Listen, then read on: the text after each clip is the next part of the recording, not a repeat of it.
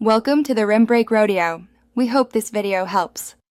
You start by isolating the problem, duplicate the clip, and keep an untouched original. Next, set Twixtor's input FPS to match the source and the composition, because mismatched rates cause warped motion.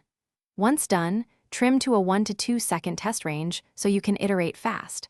Also enable motion blur preview off for clearer edges. These steps remove noise from the setup and give you a controlled baseline to apply optical flow fixes. You now refine Twixtor's core controls. Set retime amounts conservatively, avoid extreme stretches because Twixtor extrapolates poorly.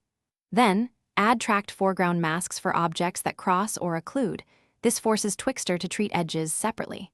After that, tweak motion sensitivity and smoothing. Lowering sensitivity reduces false motion vectors, while smoothing removes jitter. Once these are balanced, render small previews and inspect edge stability. You finish by rendering short, high-quality previews to confirm fixes. Use a 2-pass or lossless codec so compression doesn't hide problems. If a specific frame still warps, pause and perform frame-by-frame patching.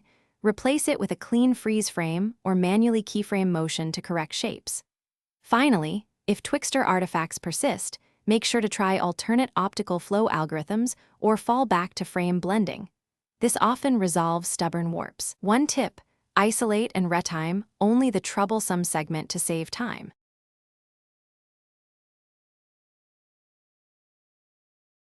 Thanks for watching. Consider subscribing if we helped you.